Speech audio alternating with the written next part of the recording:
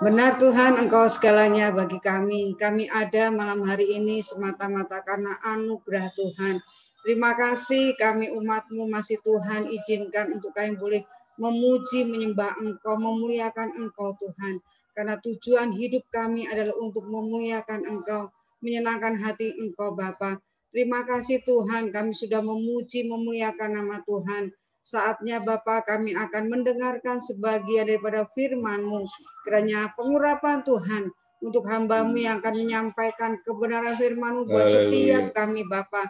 Sehingga kami sebagai umat-Mu Bapa boleh diperlengkapi dengan kebenaran firman-Mu. Berbicaralah kepada kami malam hari ini Tuhan. Karena kami siap mendengarkannya. Di dalam nama Tuhan Yesus kami berdoa dan mengucap syukur. Amin. Amin. Shalom Bapak Ibu Saudara kekasih-kekasih Tuhan. Shalom. Dengan waktu yang singkat ini kita akan bersama-sama mendengarkan kebenaran firman Allah yang merupakan kelanjutan dari kebenaran firman Allah pada pagi hari tadi. Ya, tema dari kebenaran firman Allah pada malam hari ini adalah keluarga Kristen yang bahagia. Kalau tadi pagi kita membahas berkaitan dengan keluarga Kristen yang diberkati. Hari ini kita akan membahas berkaitan dengan keluarga yang berbahagia.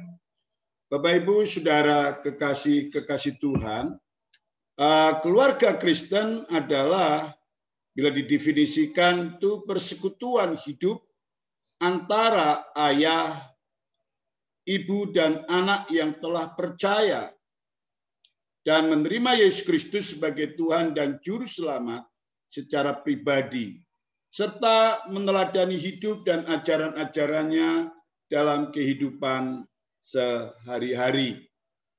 Bila kita semua menyadari bahwa kita ini adalah keluarga Kristen, maka pemahaman ini harusnya menjadi fondasi di dalam kita menjalani hidup sebagai orang yang menjadi keluarga Kristen.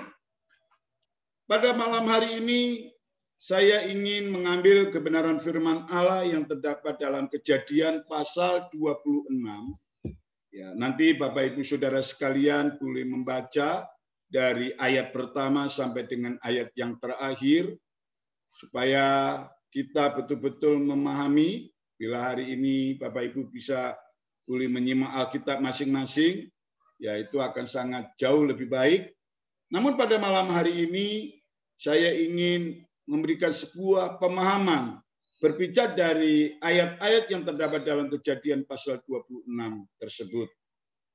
Diceritakan di dalam kebenaran firman Allah pada Kejadian pasal 26 itu sebenarnya hendak menceritakan tentang satu keluarga, yaitu keluarga Ishak ketika dia ada di yaitu negeri yang namanya Filistin.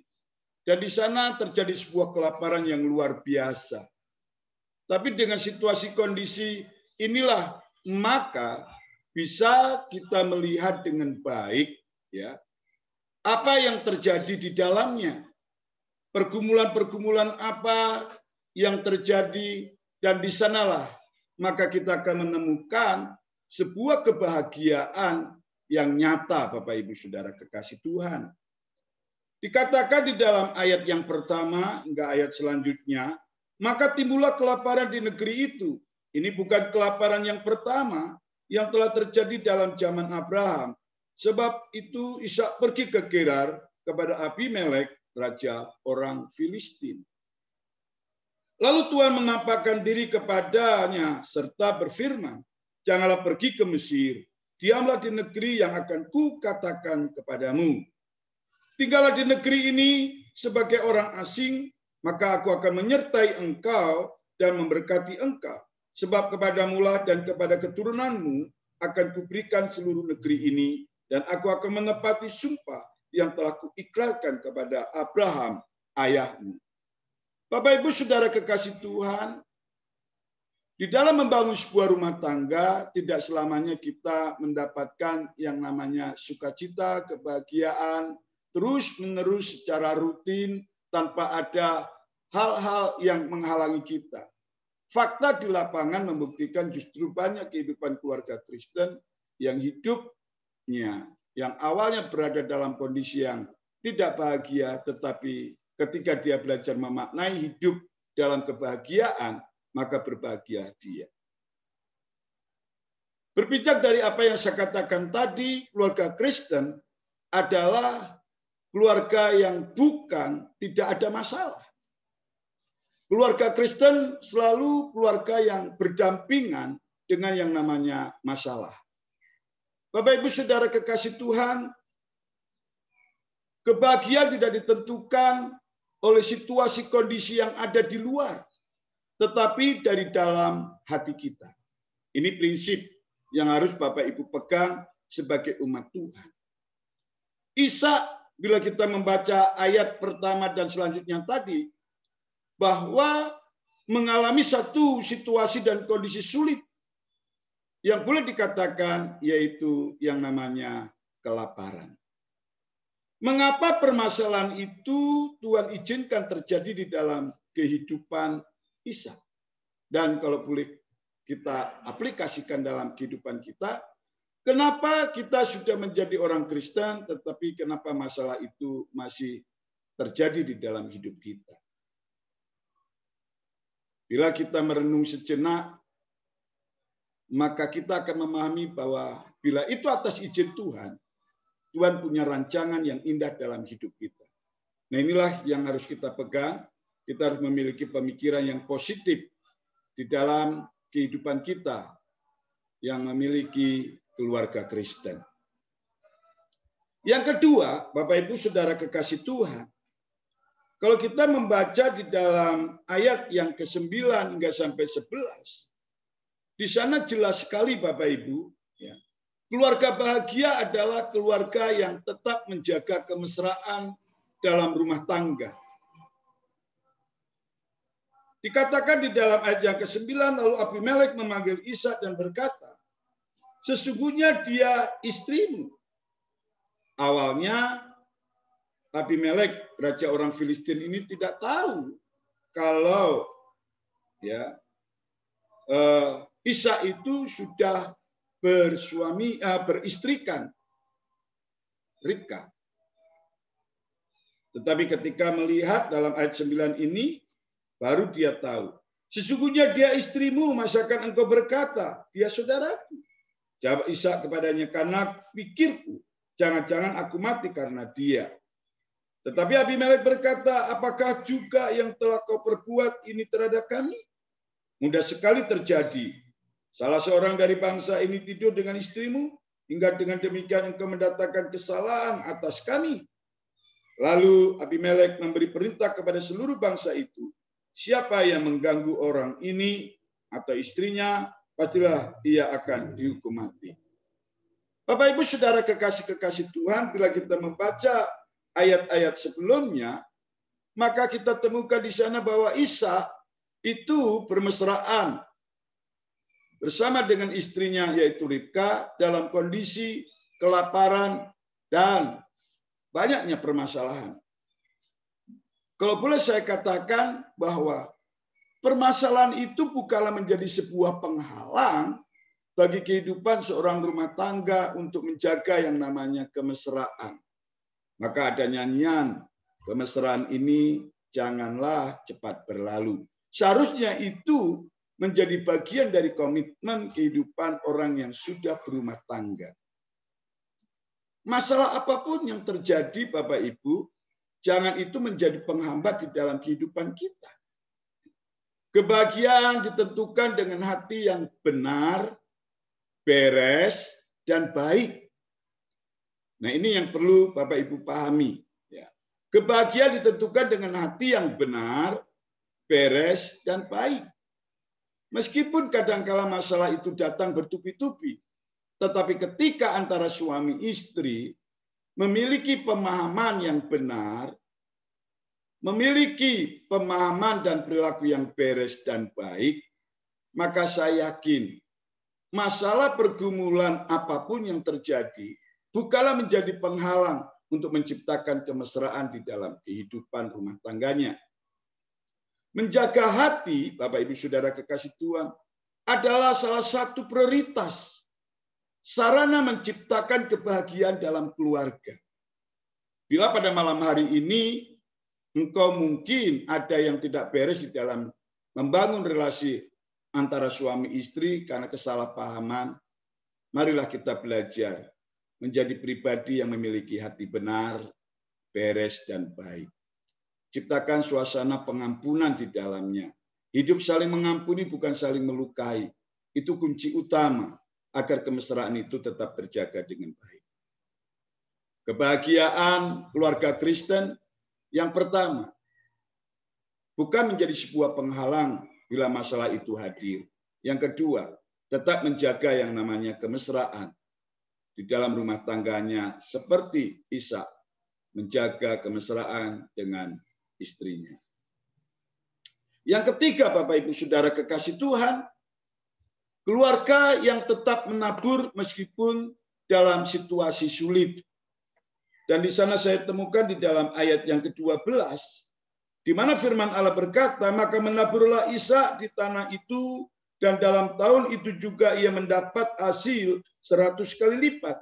Sebab ia diberkati Tuhan.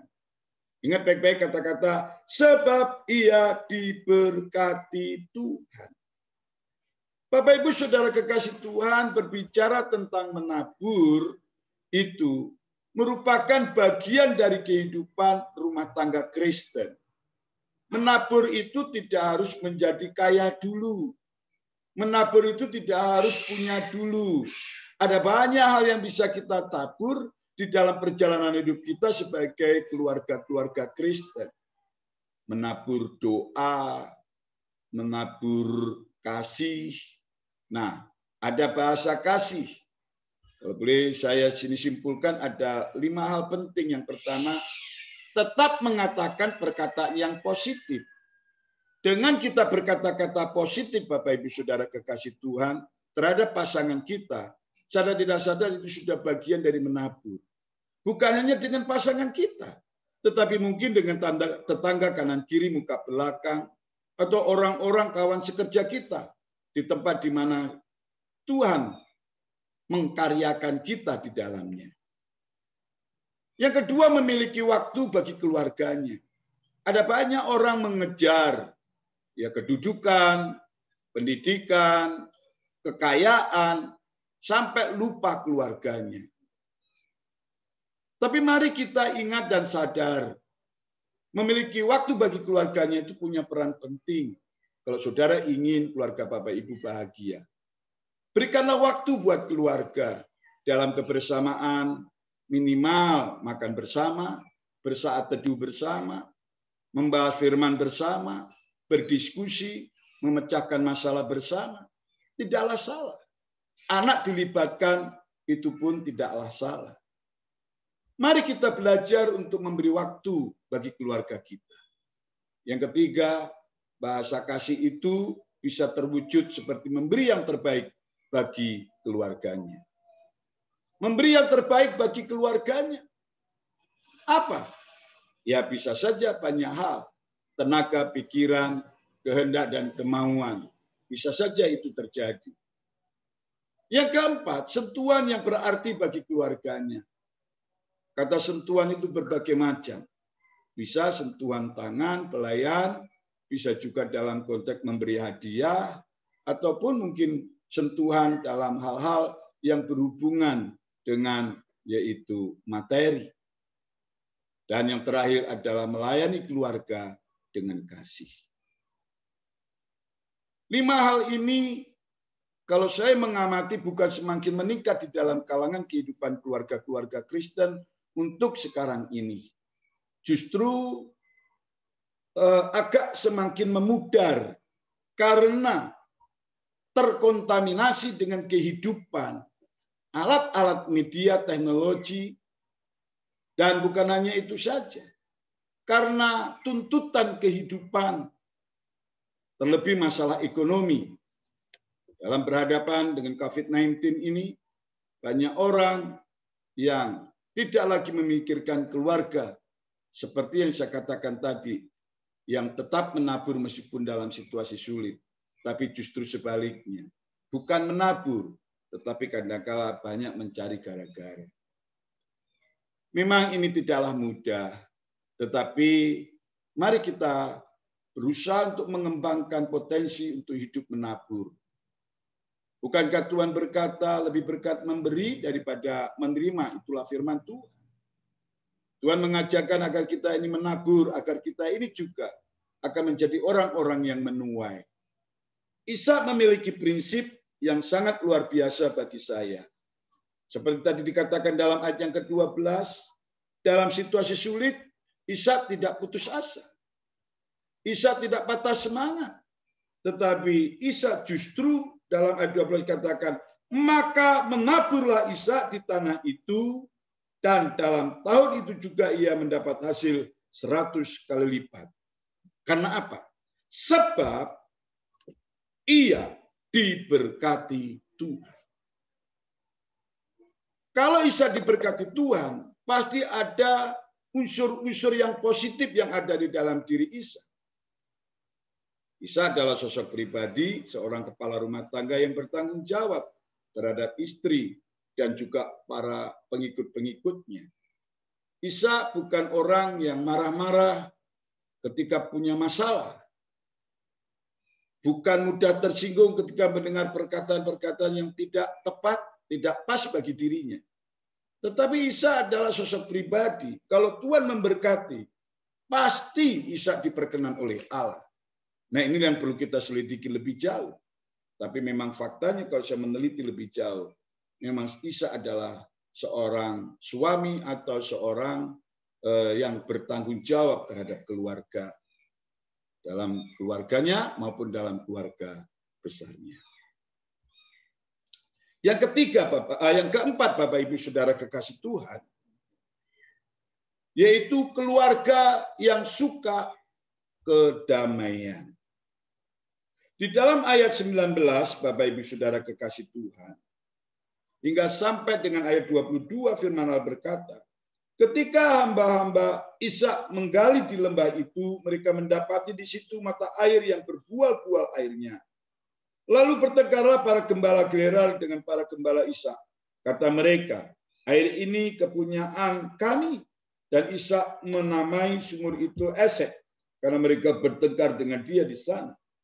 Kemudian mereka menggali sumur lain, dan mereka bertengkar juga tentang itu. Maka Ishak menamai sumur itu Sitnah.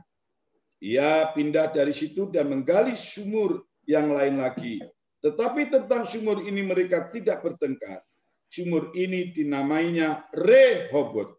Dan ia berkata, sekarang Tuhan telah memberikan kelonggaran kepada kita, sehingga kita dapat beranak cucu di negeri ini.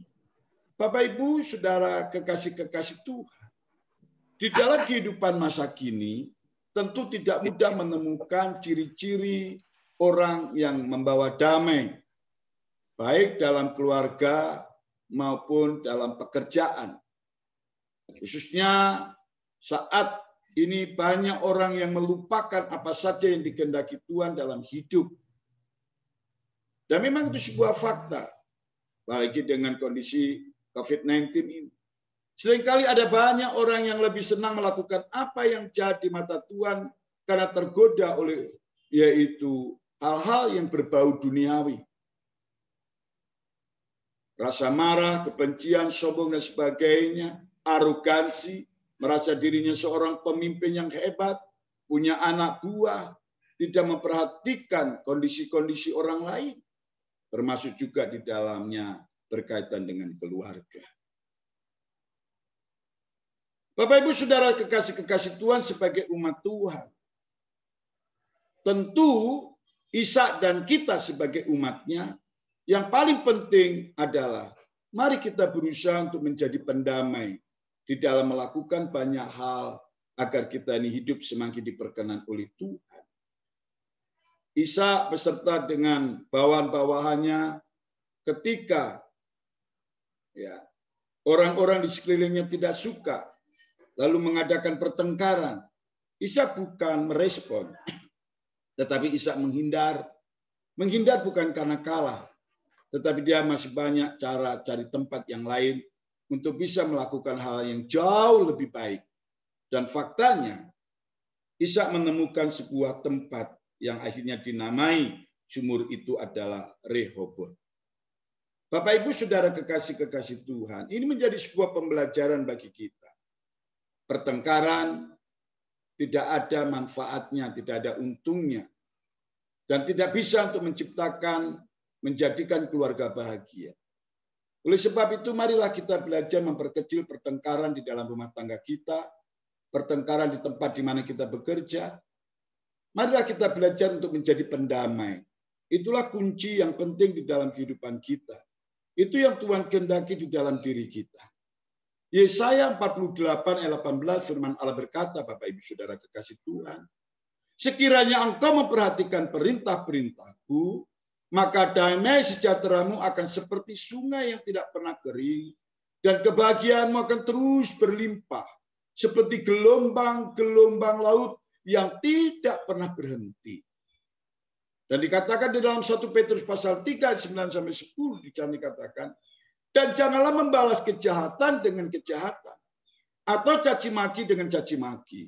Tetapi sebaliknya, hendaklah kamu memberkati, karena untuk itulah kamu dipanggil, yaitu untuk memperoleh berkat. Sebab siapa yang mau mencintai hidup dan mau melihat hari-hari baik, ia harus menjaga lidahnya terhadap yang jahat dan bibirnya terhadap ucapan-ucapan yang menipu. Bapak Ibu Saudara kekasih Tuhan, ini hal yang penting di dalam hidup kita. Kalau di dalam 1 Petrus pasal 3, 9-10 tadi mengatakan demikian, mari kita memberikan respon yang baik.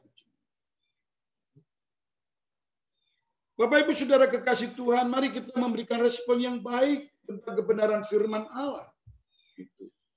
Mari kita belajar untuk merenungkan sejenak kebenaran firman Allah ini. Dan bila ini memang sesuatu hal yang benar, mari Bapak Ibu Saudara kekasih Tuhan, kita merespon dan kita mau berubah. Bahwa kita harus sadar, caci maki tidaklah menjadikan sebuah solusi keluarga kita menjadi bahagia. Tetapi mari kita hidup belajar memberkati. Mungkin melalui doa dan lain sebagainya. Yang kelima, Bapak Ibu Saudara kekasih Tuhan, keluarga yang tidak menjauhkan diri dari Tuhan. Keluarga yang tidak menjauhkan diri dari Tuhan. Di dalam ayat 25, di sana firman Allah berkata, sesudah itu Ishak mendirikan mezbah di situ dan memanggil nama Tuhan. Ia memasang kemahnya di situ, lalu hamba-hambanya menggali sumur di situ. Perhatikan baik-baik dalam kalimat yang pertama di dalam ayat 25, Bapak Ibu. Sesudah itu, Ishak mendirikan mezbah di situ dan memanggil nama Tuhan. Keluarga yang bahagia adalah keluarga yang tidak menjauhkan diri dari Tuhan. Tuhan Yesus berkata, karena di mana 2 atau 3 orang berkumpul bersama dalam namaku, di situ aku ada di tengah-tengah mereka. Jelas di sini 2-3 orang itu menunjukkan lebih dari 1 orang. Di dalam sebuah keluarga, itu jelas yang disebut dengan keluarga itu terdiri minimal dari ayah dan ibu. Dan 3 itu adalah anak. Bila ayah, ibu, dan anak datang bersama-sama di dalam Tuhan, saya yakin Tuhan hadir tengah-tengah mereka. Matius pasal 18 ayat 20 mengatakan demikian. Di dalam Ibrani pasal 10 ayat 25, jangan meninggalkan persekutuan bersama kita. Seperti sikap beberapa orang. Tetapi saling menasihatilah. Dan lebih sering lagi saat kamu lihat harinya makin dekat. Bapak Ibu Saudara kekasih Tuhan. Menghadiri pertemuan adalah sesuatu yang harus dipertahankan oleh orang Kristen. Yang saya maksud kata pertemuan di sini adalah pertemuan-pertemuan ibadah. Tetapi sekarang ada beberapa saudara-saudari kita seiman tidak dapat menghadiri pertemuan secara teratur karena kesibukan, pekerjaan, kehidupan keluarga yang mungkin lebih mapan, lebih senang pergi ke tempat-tempat seperti mal dan lain sebagainya. Tetapi firman Allah menghendaki, seperti apa yang dikatakan di dalam ayat 25 tadi. Isa tidak melakukan itu meskipun dia memiliki kehidupan berkelimpahan. Tapi Isa datang dengan sungguh-sungguh kepada Tuhan. Inilah hal yang penting di dalam kehidupan kita. Mari kita belajar membangun kehidupan kita agar keluarga kita bahagia, membangun relasi dengan Tuhan itu harusnya kita tingkatkan. Di dalam kehidupan nyata di keluarga, kita menghadapi banyak sekali masalah dan pergumulan seperti yang dihadapi oleh yaitu Isa. Bapak Ibu Saudara kekasih Tuhan, tetapi bila kita punya komitmen, kita ingin memiliki keluarga yang bahagia, percayalah, kalau kau sungguh-sungguh memaknai berkaitan dengan keluarga Kristen yang bahagia, yaitu bukan keluarga yang tidak ada masalah, tetapi keluarga yang tetap menjaga kemesraan di dalam rumah tangga. Keluarga yang tetap menabur meskipun dalam situasi sulit. Keluarga yang suka kedamaian. Dan yang terakhir, keluarga yang tidak menjauhkan dari Tuhan. Saya yakin maka keluarga kita bisa menjadi keluarga yang bahagia. Harapan saya dengan kondisi pandemi COVID-19 ini, marilah kita berusaha untuk menciptakan keluarga yang bahagia.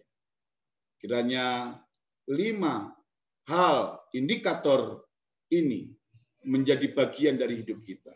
Ingat, saudara, keluarga yang bahagia, keluarga yang bukan karena tidak ada masalah. Masalah akan selalu berdampingan, tetapi dia akan menjaga kemesraan dalam rumah tangganya. Dia akan tetap menabur meskipun dalam situasi sulit. Dia akan tetap menjaga yang namanya kedamaian. Dan dia akan tetap menempatkan diri untuk tidak jauh dari Tuhan. Inilah yang penting di dalam kehidupan kita. Kiranya firman Allah yang sederhana ini menjadikan fondasi perjalanan hidup Bapak Ibu Saudara sekalian di dalam membangun rumah tangga. Mari kita datang kepada Tuhan. Terima kasih ya Bapa atas firman-Mu pada malam hari ini. Kami sadar, kami tahu bahwa kami membangun sebuah rumah tangga. Maka harapan kami adalah bukan hanya keluarga yang diberkati, tetapi keluarga yang bahagia, kekal hingga sampai kedatangan Tuhan yang kedua kali. Oleh karena itu, ajarlah kami untuk memahami, untuk tetap tahu indikator-indikator apa yang harus kami tanamkan dalam hidup kami, untuk kami bisa menjadi pribadi yang memiliki keluarga yang bahagia. Kami sadar bahwa kebahagiaan tidak ditentukan oleh kami terhindar dari masalah. Tetapi ketika kami mampu menghadapi masalah bersama dengan keluarga kami. Bukan hanya sekedar itu saja ya Tuhan. Tetapi kami mampu menjaga kemesraan dalam rumah tangga kami. Baik itu ayah, ibu, dan anak-anak kami. Juga kami mampu menjadi pribadi yang dapat menabur meskipun kami hidup dalam kesulitan. Kami dapat berdamai dengan siapapun. Dan lebih daripada itu, kami tidak menjauhkan diri dari Engkau. Karena kami tahu Engkau adalah sumber berkat, sumber pertolongan, Engkau adalah El Shaddai bagi kami, Bapa. Karena itu kami pertaruhkan semua kehidupan kami ke dalam tangan Allah dan juga keluarga kami. Kami menyerahkan keluarga-keluarga hamba-hambamu, umatmu, khususnya jemaat anugerah, dan siapapun mereka yang ikut dalam ibadah Jum ini, Tuhan. Kami serahkan dalam tangan Tuhan. Kiranya Tuhan memberikan kebahagiaan atas rumah tangga mereka masing-masing. Malam hari ini, Bapa, kiranya Kau perteguhkan iman percaya kami, untuk kami mampu meraih prestasi, menjadi keluarga yang bahagia, seturut dengan kehendak Tuhan. Inilah doa dan permohonan kami ya Tuhan.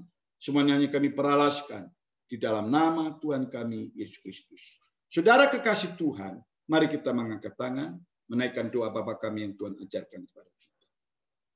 1, 2, 3. Bapa kami yang di surga, dikuduskanlah nama-Mu, datanglah kerajaan-Mu, jadilah kehendak-Mu di bumi seperti surga. Berikanlah kami pada hari ini makanan kami yang secukupnya, dan ampuni akan kesalahan kami, seperti kami juga mengampuni orang bersalah kepada kami. Dan jangan membawa kami hidup dalam pencobaan, tapi lepaskanlah kami daripada yang jahat, karena Engkaulah yang punya kerajaan dan kuasa dan kemuliaan sampai selama-lamanya. Kiranya berkat yang datangnya daripada Allah Bapa, cita kasih dan karunia daripada Tuhan kita Yesus Kristus, serta persekutuan Roh Kudus menyertai kita. Mulai saat ini hingga sampai Maranatha, Tuhan Yesus Kristus datang kali yang kedua. Terima kasih Tuhan, terima kasih. Semua yang percaya katakan, amin. Tuhan memberkati Bapak Ibu Saudara.